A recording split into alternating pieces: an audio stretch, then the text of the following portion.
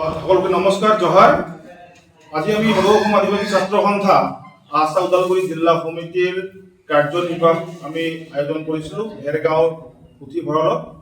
আৰু আজিৰ এই কাৰ্যনিৰ্বাহত আমি কেইবাটাও সিদ্ধান্ত আমি লৈছোঁ, প্ৰস্তাৱ গ্ৰহণ কৰিছোঁ।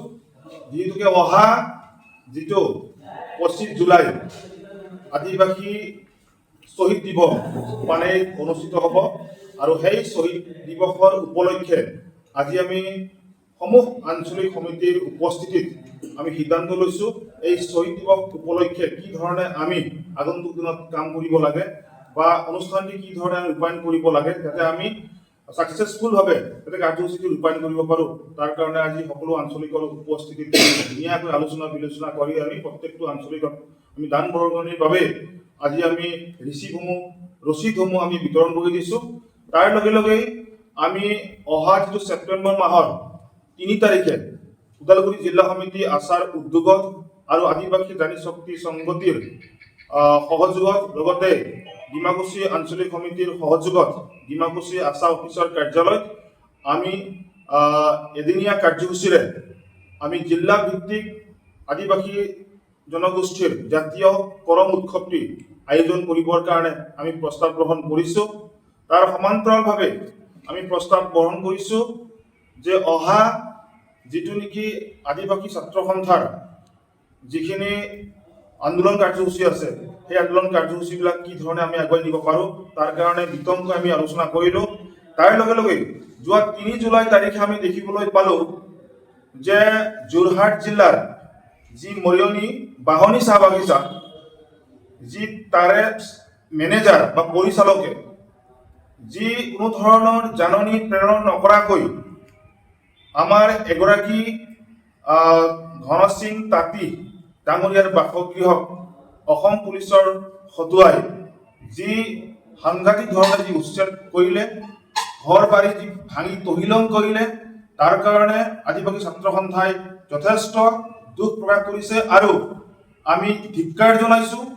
কিয়নো যিগৰাকী ঘন সিং তাঁতীয়ে বহু বছৰ ধৰি সেই ঠাইত দুখনত বসবাস কৰি আহিছে আৰু ইমান দিন ধৰি বসবাস কৰি থকাৰ পিছত কোনো ধৰণৰ আইনী জাননী প্ৰেৰণ নকৰাকৈ যি উচ্ছেদ কৰিলে, যি মানৱতাৰ যি নিয়ম আছে সেইটো উলংঘা কৰিলে, তাৰ কাৰণে আমি আদিবাসী ছাত্ৰ সন্থাৰ তৰফৰ পৰা তীব্ৰ ভাষাৰে আমি গৰিহণা দিছোঁ আৰু ধিক্কাৰ দিছোঁ আৰু অসম চৰকাৰক আমি দাবী জনাব বিচাৰিছোঁ যে অনতি বিলম্বে সেই ঘন সিং তাঁতীৰ পৰিয়ালক সংস্থাপনৰ ব্যৱস্থা কৰিব লাগে আৰু যিটো ঘৰ তেখেতসকলে ভাঙিলে সেই ঘৰটো পুনৰ এডোখৰ ঠাইত নিৰ্মাণ কৰি দিবৰ কাৰণে আমি দাবী জনাইছোঁ।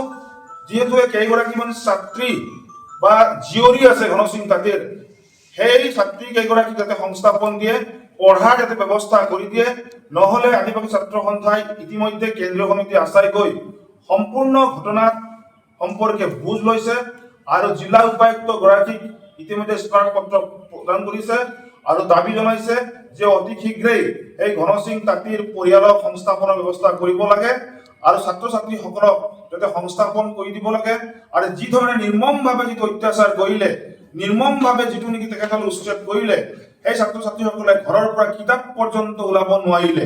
গতিকে এনেকুৱা ধৰণৰ চৰকাৰক গৰিহণা দিয়াৰ বাহিৰে একো ভাষা নাই। কিয়নো যিটো সময়ত অসম চৰকাৰে বা বিজেপি চৰকাৰে আদিবাসীসকলক ভূমি পট্টা দিম বুলি কৈ প্ৰতিশ্ৰুতি দিছিলে আৰু দিম কৈ থকাৰ মাজতে তেখেতসকলে আজি আদিবাসী মাটি তেখেতসকলে লুটপাট কৰিবৰ কাৰণে আৰম্ভ কৰিছিলে। চাহ শ্ৰমিক ৰাইজক তেখেতসকলে ভূমি পট্টা ম্যাদী পট্টা দিম বুলি কৈছিল, কিন্তু ম্যাদী পট্টা দিয়াৰ সলনি আজি উচ্ছেদ আৰম্ভ কৰিছে, ঘৰ দুৱাৰ ভাঙা আৰম্ভ কৰিছে। গতিকে এনেকুৱা ধৰণৰ চৰকাৰক অনাগত দিনত কিন্তু আদিবাসী ছাত্ৰ সন্থাই কেতিয়াও সহায় যে নকৰিব এই কথাটো স্পষ্ট। কাৰণ আদিবাসীৰ ভোট লৈ চৰকাৰ কৰি থকা এই বিজেপি চৰকাৰখনে কেৱল মাত্ৰ আদিবাসী জনগোষ্ঠীৰ চাহ শ্ৰমিকসকলক ঠগ প্ৰবঞ্চনা কৰি যিটো সহায় কৰিব লাগিছিল, কিন্তু আজিৰ তাৰিখত কেৱল মাত্ৰ প্ৰৰোচনা আৰু ঠগ প্ৰবঞ্চনা কৰি আহিছে আৰু মাটি লুটপাট কৰিবৰ কাৰণে আৰম্ভ কৰিছে।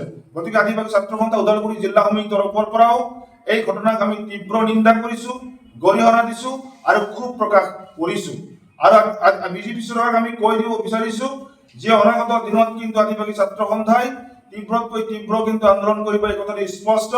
আজি আমি বিতংগ ওদালগুৰি জিলা সমিতি আছাই প্ৰত্যেকটো আঞ্চলিকক আমি আমন্ত্ৰণ জনাই এটা গভীৰ সিদ্ধান্ত আমি লৈছো যে অনাগত যি বিটিসি নিৰ্বাচন হ'ব, এই বিটিসি নিৰ্বাচনত কিন্তু আদিবাসী ছাত্ৰ সন্থাই এই বিজেপি চৰকাৰক মুখ ঠেকাচা দিবৰ কাৰণে ইতিমধ্যে আমি প্ৰস্তুত হৈছো। কিয়নো চৰকাৰখনে কেৱল মাত্ৰ আমাক নিৰ্বাচনত সময়ত ভোট বেংক হিচাপে ব্যৱহাৰ কৰি আহিছে, আৰু এইবাৰ আমি গভীৰভাৱে চিন্তা চৰ্চা কৰি আগন্তুক বিটিআৰ নিৰ্বাচনত কি ধৰণে কুচকাৱাজ আৰম্ভ কৰিব আৰু কি সিদ্ধান্ত ল'ব, এয়া অনাগত দিনত অসমৰ ৰাইজে আৰু ওদালগুৰি ৰাইজে চাবৰ কাৰণে সক্ষম হ'ব। যোৱা কেইদিনমান আগতে যিহেতু ওদালগুৰিত CM অসমৰ মুখ্যমন্ত্ৰী ডক্টৰ হিমন্ত বিশ্ব শৰ্মা ডাঙৰীয়া উপস্থিত হৈছিল, আৰু তাতে আদিবাসী ছাত্ৰ সন্থা উপস্থিত হোৱা বুলি আমি দেখিবলৈ পাইছো। আৰু আমি ওদালগুৰি জিলা আদিবাসী ছাত্ৰ সন্থাক যদিও আমন্ত্ৰণ কৰিছিলে, আমি কিন্তু সেই আমন্ত্ৰণ মানে আমি উপস্থিত হোৱা নাই। সেয়েহে যিটো নেকি ভুৱা যিটো প্ৰচাৰ কৰিছে, এয়া কিন্তু সাংঘাতিক ধৰণে আমি দুখ পাইছো আৰু গৰিহণা জনাইছো। কিয়নো CM মাতাক আমি কিন্তু তাতে উপস্থিত হোৱা নাছিলো আৰু কোনো ধৰণে আমি লগ কৰা নাছিলো। তৎসত্ত্বেও আমাৰ যিটো ওদালগুৰি জিলা আদিবাসী ছাত্ৰ সন্থাই উপস্থিত হোৱা বুলি যি সামাজিক মাধ্যমত যিটো আমি দেখিবলৈ পাইছো, আমি যথেষ্ট দুখ প্ৰকাশ কৰিছো। আৰু